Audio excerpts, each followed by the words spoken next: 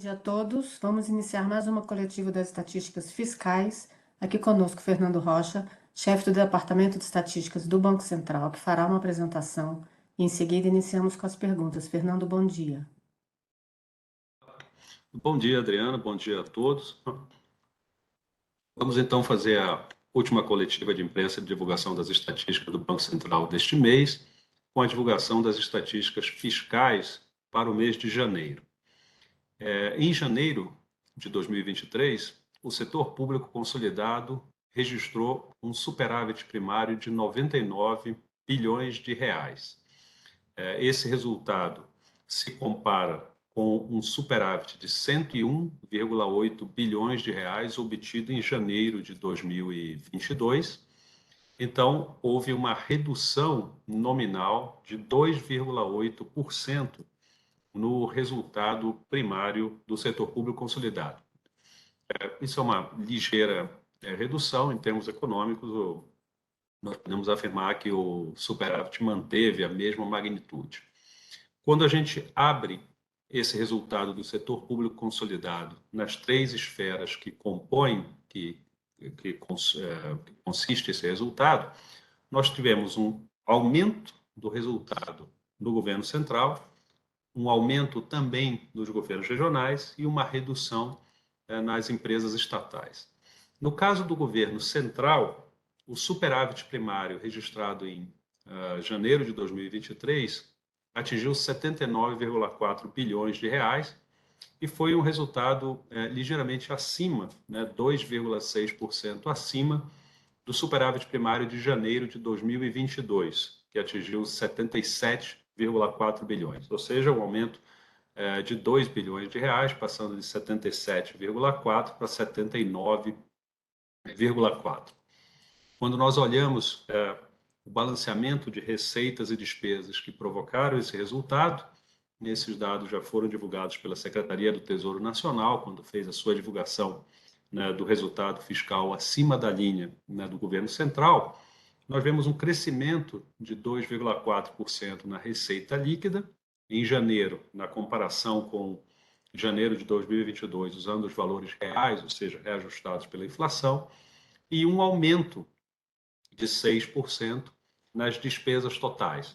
Muito embora o aumento nas despesas totais seja maior percentualmente do que das receitas, como essas receitas permanecem maiores e isso gera o superávit, foi possível obter um aumento do superávit nominal na comparação de janeiro de 22 com janeiro de 23. Quando nós passamos para os governos regionais, nós tivemos um resultado similar, ou seja, também houve aumento no superávit, mas em um percentual maior. Ou seja, os governos regionais registraram superávit primário de 21,8 bilhões de reais em janeiro de 2023, comparativamente a um superávit primário de 20 bilhões em janeiro de 2022. Em termos absolutos, também é um crescimento de por volta de 2 bilhões de reais, 1,8 bilhão para ser mais preciso, mas como esse resultado é de uma magnitude menor, o seu aumento percentual é maior, chegando a quase 10%, um aumento de 9%. Então, como eu já mencionei, como o resultado do governo central aumentou, o superávit primário dos governos regionais também aumentou. No caso das empresas estatais, nós tivemos um comportamento inverso, com o superávit de 4,4 bilhões em janeiro de 2022, se convertendo para um déficit de 2,2 bilhões de reais em janeiro de 2023. Então, nesse caso, duas esferas do governo tiveram melhora no seu resultado, com o aumento do superávit, e o conjunto das empresas estatais, federais, estaduais, municipais, teve uma redução nesse resultado, e com isso o superávit primário do setor público consolidado, o setor público como um todo, teve uma ligeira redução, muito embora, como eu mencionei, em termos econômicos, ele se mantenha na mesma magnitude do que em janeiro de 2022.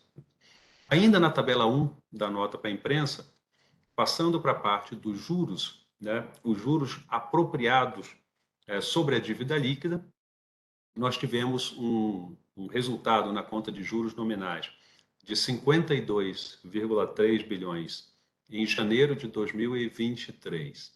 Esse resultado nós podemos comparar tanto, né, com o janeiro de 2022, no qual a conta de juros atingiu 17,8 bilhões, quanto comparar com o mês anterior, dezembro de 22. Nós não fazemos isso no superávit primário, nós apenas comparamos os mesmos meses de cada ano por causa da sazonalidade desse resultado, já que o superávit primário é compilado no conceito de caixa, na medida que os recursos vão saindo ou entrando na conta dos respectivos entes, seja o governo regional, os governos regionais ou o governo central. No caso dos juros, esses juros são apropriados por competência, ou seja, eles são apropriados, digamos, à dívida líquida pro rata, diariamente, de acordo com seus indexadores. Ou seja, para a conta de juros, nós não fazemos a conta do momento efetivo, né, que foram pagos ou recebidos os juros, mas sim aqueles juros apropriados por competência conforme os diversos indicadores, sejam índices de inflação ou taxa de juros. Dessa forma, a gente pode comparar as taxas de juros em quaisquer meses, né? Então, começando nessa comparação interanual, os juros aumentaram muito de janeiro de 2022, 17,8 bilhões, para janeiro de 2023, 52,3 bilhões. Ou seja, em termos percentuais, né, esses juros quase que triplicaram, aumentaram 194%. Diversas vezes nós comentamos aqui que, como essa conta de juros é exatamente apropriada por competência, a gente deveria esperar uma trajetória de juros, né, com uma determinada inclinação, no caso, uma inclinação positiva, uma trajetória de aumento, mas sempre que tem uma magnitude de aumento tão significativa assim, nós devemos olhar o que aconteceu com os swaps, né, se houve ganhos ou perdas com swaps que possam explicar esse resultado. E aqui, no caso, aconteceu exatamente isso. Em janeiro de 2022, houve um ganho significativo com a conta de swaps, que significa que equivale, para fins dessa estatística, a uma receita de juros. Esse ganho em janeiro de 2022 atingiu 31,9 bilhões. E isso reduziu, como equivale a uma receita de juros, reduziu as despesas líquidas, que chegaram a 17,8. Logo, se a gente fizer uma conta para fins analíticos, né, qual seria a conta de juros na ausência desses ganhos de swap, nós teríamos esse 17,8 bilhões mais os 31,9, daria, portanto, 64,7 bilhões para efeitos de comparação dos juros exclusivos swaps. Em janeiro de 23, também houve ganhos de swaps em montantes bem menores, mais ou menos a metade, 16,1 bilhões, ou seja, também equivaleu a uma receita de juros, e sem os swaps, então, teria havido uma conta de juros maior, que no caso seria exatamente 52,3 mais os 16,1, totalizando 68,4. Dessa forma, né, ajustando pelos resultados do swap, nós teríamos ainda tido um crescimento nós teríamos tido um crescimento dos juros, mas não na mesma intensidade, né? Os juros teriam sido 68,4 bilhões, sem os swaps agora em janeiro de 23, e corrigindo os valores, vocês devem ter percebido, para janeiro de 22 é 17,8 mais 31,9, logo daria 49,7. Então, esse aumento dos juros teria sido de algo como 37,7% ou 18,7 bilhões de reais, se nós colocarmos o valor nominal. O que eu quero dizer nessa variação interanual é que a conta de juros, então, permanece em trajetória de crescimento, né, e isso é devido aos seus indexadores, principalmente o aumento da taxa Selic no período, mas o que está a conta apropriada é muito influenciada pelos swaps, e foi isso que fez com que eles passassem de 17,8 para 52, ou seja, esse aumento de 194% é causado pelos resultados dos swaps, tanto na base de comparação, em janeiro de 22, quanto no período mais recente, janeiro de 23. Tirando esse resultado de swaps, o aumento teria sido de 37,7% ou 18,7 bilhões de reais. Quando nós comparamos os dados de dezembro com o de janeiro, a mesma coisa. Ou seja, eu tinha falado que a conta de juros deve ter resultados suaves, né, tendenciais, numa linha de crescimento. E aqui de dezembro para janeiro nós vimos uma redução, 59 bilhões de conta de juros nominais em dezembro, 52,3 em janeiro. E aqui, né, o que aconteceu? O resultado de swaps, os ganhos de swap em dezembro de 22 foram menores, 5,7 bilhões. Em janeiro de 23 passaram para 16,1 bilhões. Logo, teve uma redução da conta de juros maior em janeiro do que em dezembro, devido aos swaps. Se nós excluíssemos os swaps, tanto de dezembro quanto de janeiro, teria aí sim ocorrido um crescimento, né, dos juros na faixa de 5,7% ou 3,7 bilhões de reais, quando a gente ajusta contrafactualmente pelos resultados de swap na conta de juros. Em suma, a conta de juros tem uma trajetória de crescimento que reflete o aumento dos seus principais indexadores, fundamentalmente a taxa de juros, a taxa Selic. Com esse resultado, ou seja, um superávit expressivo, né, próximo de 100 bilhões de reais, e uma conta de juros um pouco acima de 50 bilhões de reais, o mês de janeiro registrou um superávit nominal de 46,7 bilhões de reais, né, o que significou, claro, uma redução em relação ao superávit nominal de janeiro de 2022, de 84,1 bilhões de reais, mas um resultado, a obtenção de um superávit nominal é um resultado bastante significativo.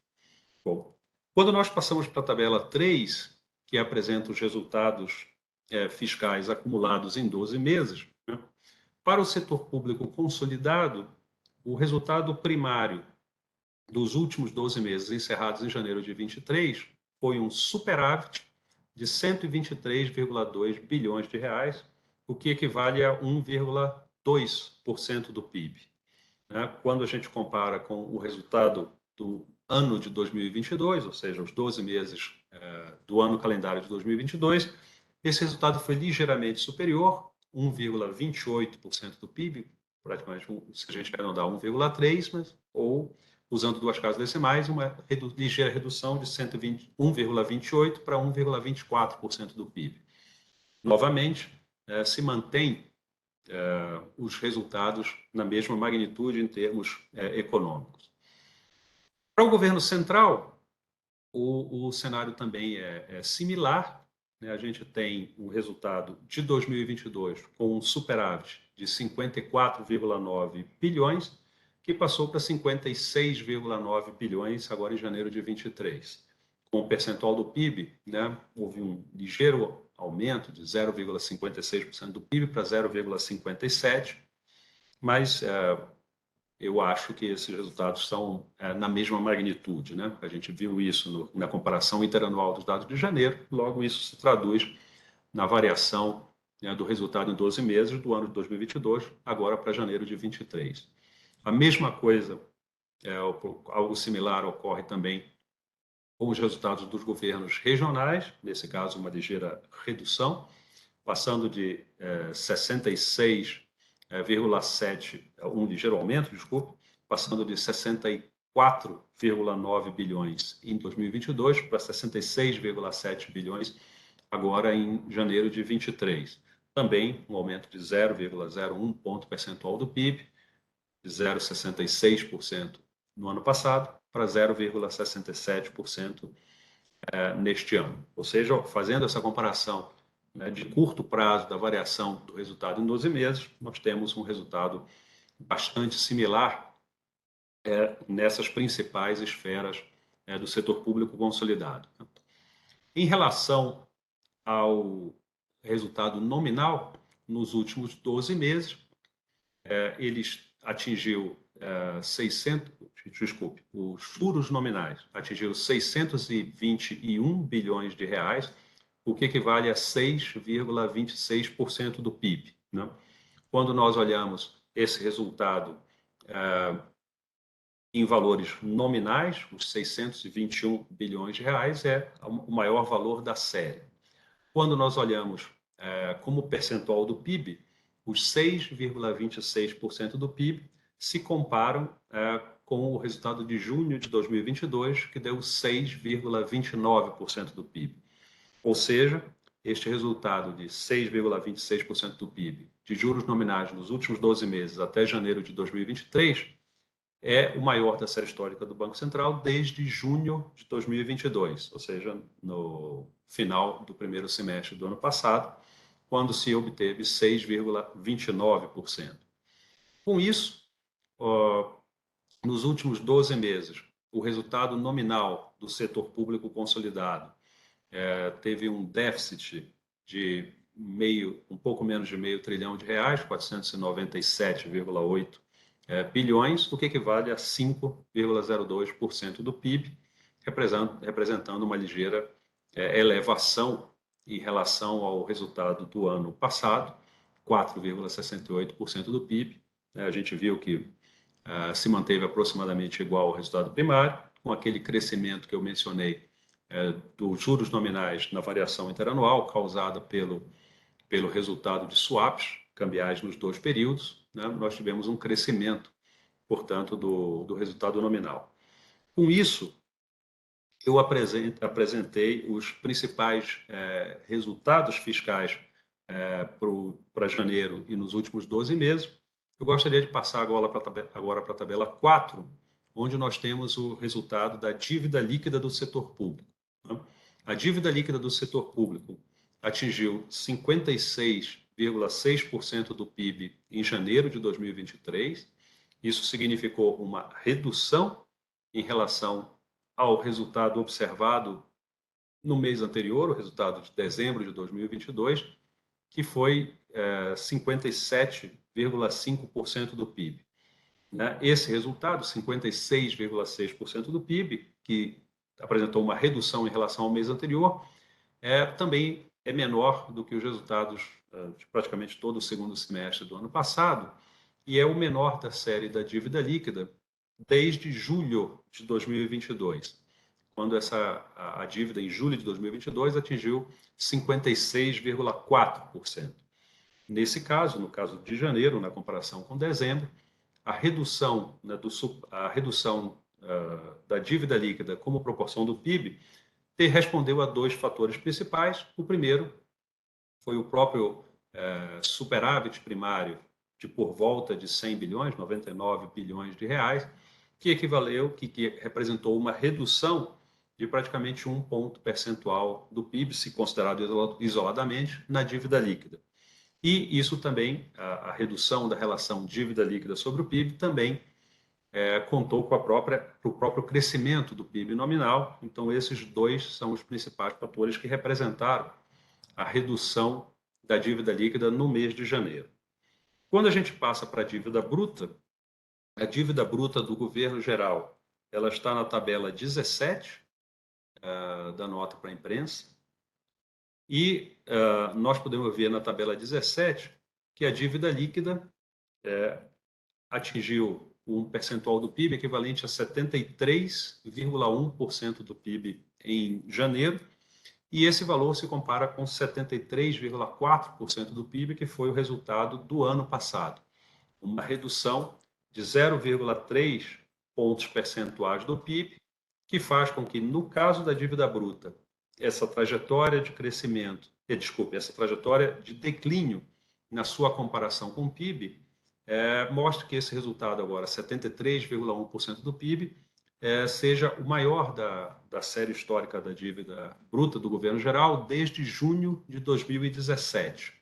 Em junho de 2017, ela alcançou 72,7% do PIB, e agora, já no último ano, nos últimos períodos, com essa trajetória de redução, nós atingimos agora, em janeiro, o melhor resultado desde junho de 2017.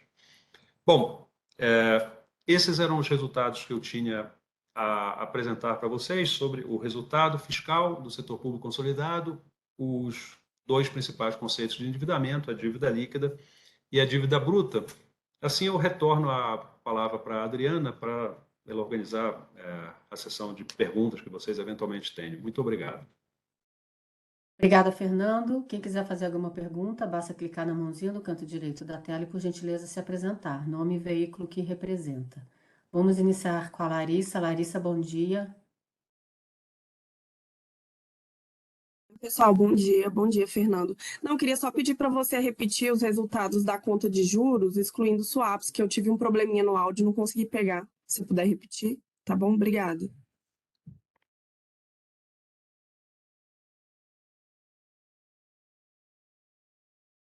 Perfeitamente, Larissa.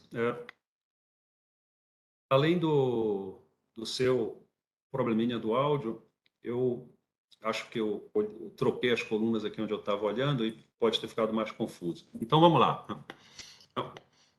Em primeiro lugar, eu voltei para a tabela 1 da nota para a imprensa.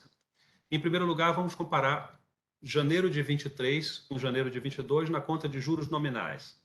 Eu havia afirmado que a conta de juros nominais ela é uma estatística que é apurada por competência, pelo critério de competência, dia a dia, diariamente, pro rata.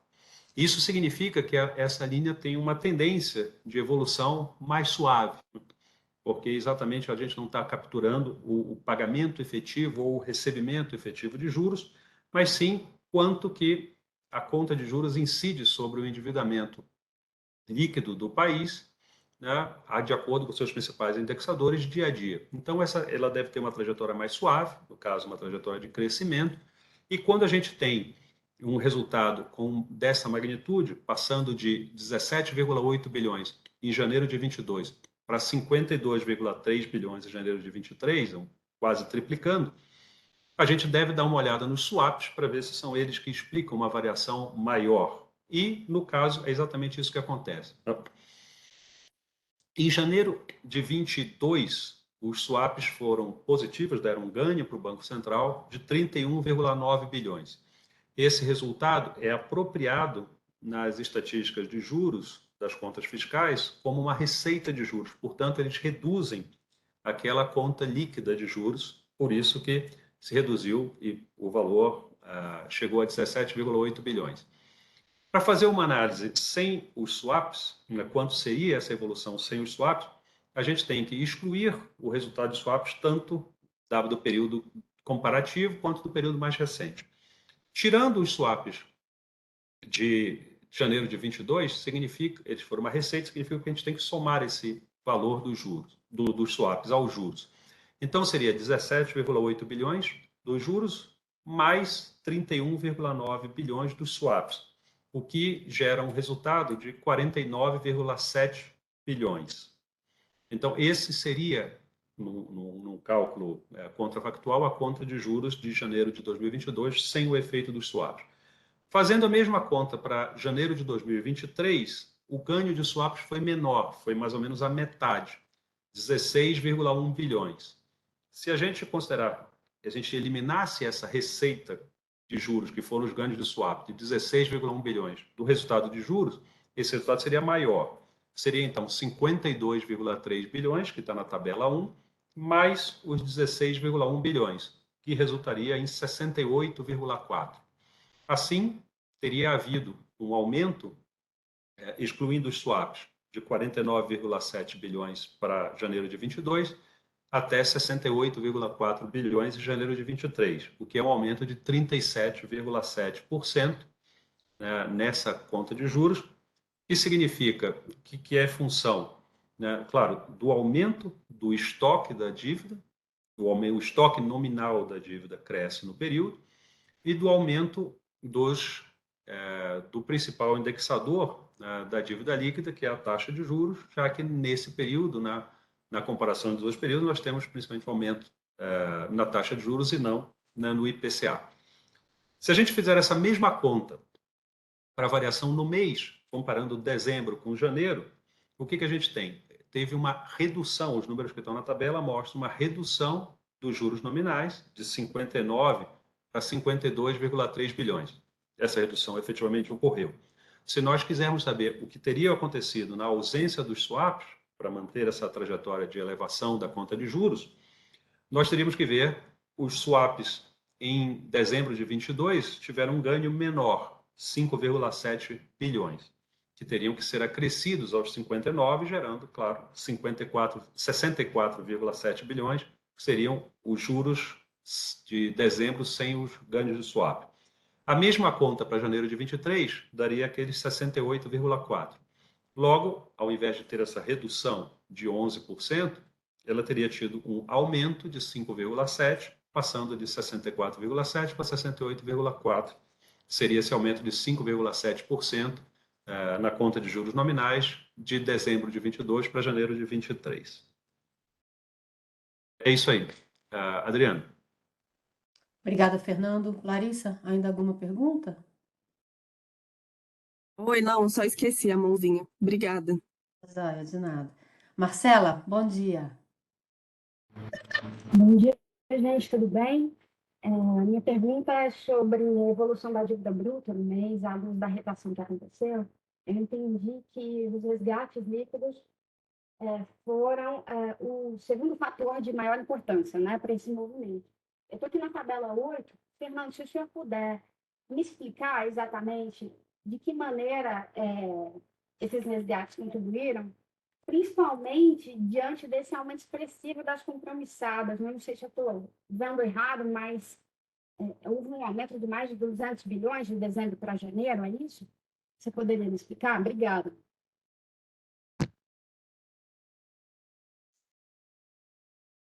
Oi, Marcela.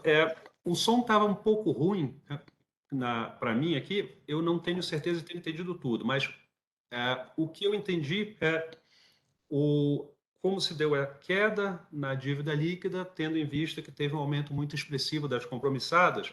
E aí você olha os dados da tabela 8. A tabela 8 tem os principais, a rubrica da dívida líquida, separado em três categorias. Você tem o valor no final do período anterior, que nesse caso é dezembro, e o valor no final do período atual, que é janeiro. E aí, para explicar a variação rubrica a rubrica da dívida líquida, de um período para o outro, nesse caso de um mês para o outro, você tem três fatores fundamentais. O primeiro deles é o que a gente chama de resultado primário, que na verdade deve ser entendido como as transações efetivas que ocorreram no período. A segunda rubrica são os juros nominais, os juros que incidiram sobre o estoque anterior que havia. E a terceira são os ajustes metodológicos, que podem ser variações de preço ou paridade sobre a dívida. Então, o que você chama a atenção, olhando os dados da tabela 8, a gente pode ver na linha 53, que são exatamente as operações compromissadas. As operações compromissadas do Banco Central do Brasil são aquelas operações de regulação da liquidez que o Banco Central faz exatamente para manter a taxa de juros Selic efetiva diariamente no valor desejado pelo Copom, pelo Comitê de Política Monetária do Banco Central. O Copom define a meta da taxa Selic e cabe ao Banco Central, pelas operações de gerenciamento de liquidez, que são as operações compromissadas, manter a liquidez no patamar que seja equivalente à taxa de juros que o Copom definiu. Nesse caso, as operações compromissadas elas reagem a outros fatores de liquidez. E o número de 211 bilhões de aumento no estoque das compromissadas que você observou na linha 53, na coluna D,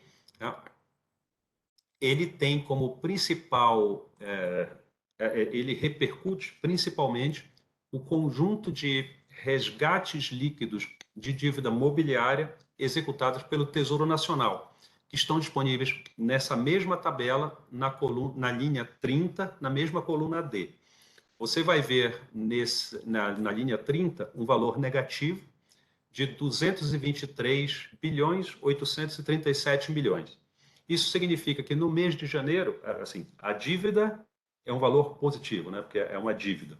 Então, um valor negativo significa que reduziu a dívida. Para reduzir a dívida mobiliária, houve um resgate líquido do Tesouro Nacional. Então, no mês de janeiro, havia um determinado volume de vencimentos de dívida mobiliária emitida pelo Tesouro Nacional. O Tesouro Nacional fez esse resgate no mês de janeiro. Né? É claro, o Tesouro Nacional tem a responsabilidade sobre o gerenciamento da dívida líquida. Ele tem que sempre, óbvio, resgatar a dívida quando ela vence e ele vai rolando a dívida conforme as condições de mercado. Então, ele pode antecipar essa rolagem, pode rolar em conjunto no mesmo mês que ela vence ou rolar posteriormente. Ele tem um colchão de liquidez dado pela conta única e, enfim, o Tesouro define as suas próprias estratégias. Nesse mês de janeiro, houve um resgate líquido, ou seja, o Tesouro resgatou esses títulos que estavam no mercado nesse volume de 223 bilhões. Resgatar significa que ele pagou essa dívida que estava vencendo, ele retirou os títulos em circulação de mercado e entregou para os proprietários desses títulos reais. Tanto que houve uma redução da conta única nesse mesmo período. A conta única, nessa mesma tabela, está na linha 47, teve uma redução de 240 bilhões, porque ele sacou os recursos que estavam na conta única e pagou os títulos que estavam vencendo, reduziu os títulos. Com isso, houve um aumento de liquidez na economia, porque esses agentes que detinham títulos do Tesouro Nacional trocaram esses títulos por reais, teve um aumento de liquidez, e o Banco Central, para gerenciar, para contrapor esse aumento de liquidez e manter a taxa Selic efetiva diária no padrão desejado, ele colocou mais operações compromissadas, significa que ele entregou títulos para os dealers e recebeu esses recursos. Então, as operações compromissadas fazem esse gerenciamento de liquidez e, no caso do mês de janeiro, o movimento mais significativo de aumento de liquidez foi essa redução de esse resgate líquido de dívida imobiliária. Claro, aconteceu também, sempre acontece vários outros fatores, um outro importante fator de redução de liquidez, esse fator que eu estava mencionando, aumentou a liquidez. Teve um fator importante de redução de liquidez no período que foi o próprio superávit primário, né, do governo central. Mas é isso, a razão que pode explicar o aumento do estoque de compromissados no mês de janeiro tem a ver com o conjunto de fatores de liquidez, principalmente nesse caso com os resgates líquidos de dívida imobiliária pelo Tesouro Nacional. Adriana. Obrigada, Fernando. Marcela, ainda alguma pergunta? Tenho sim. Eu entendi, Fernando. O que me chamou a atenção é que nesse mesmo mês em que houve a necessidade de fazer essa gestão de liquidez por conta da gestão da dívida pelo Tesouro, a gente observou uma diminuição no volume de depósitos voluntários remunerados, que foram instrumentos colocados, né, como alternativas para o Banco Central fazer essa gestão de liquidez. Por quê? Não seria melhor lançar a mão dos depósitos voluntários em vez de ver esse aumento tão expressivo nas compromissadas?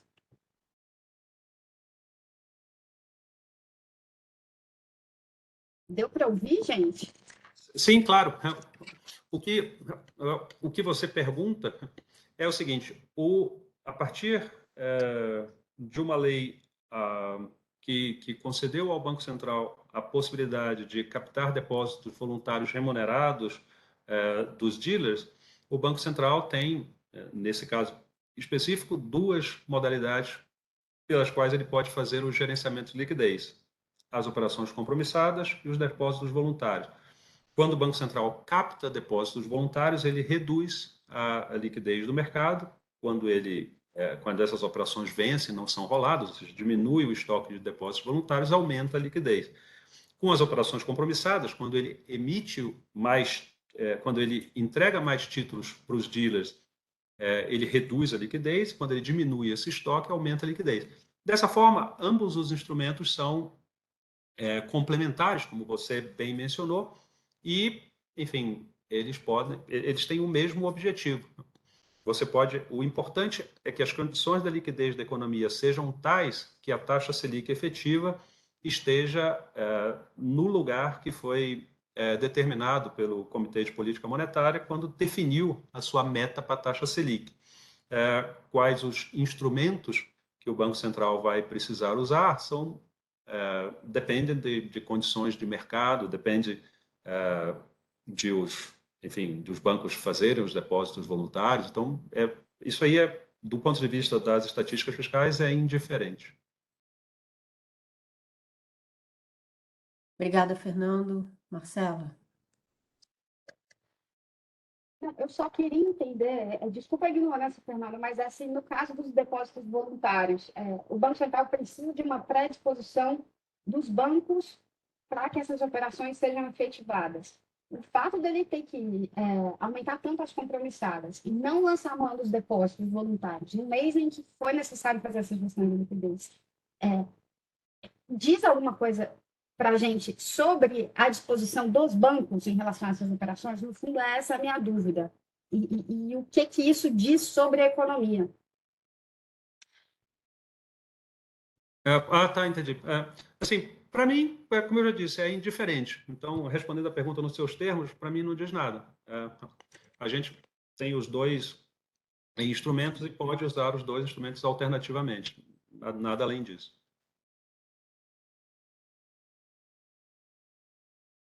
Obrigada, Fernando. Acho que é ok aqui para a Marcela, sem nenhuma pergunta no momento. Vamos aguardar só um pouquinho.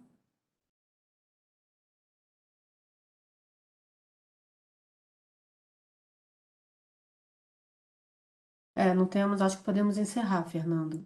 Alguma consideração final? Não, só agradecer a todos a presença aí nesses 3 dias de coletiva, desejar um bom dia, bom resto de semana para todo mundo. Muito obrigado. Um abraço. Obrigada, Fernando. Obrigada a todos. Até a próxima. Uma boa tarde.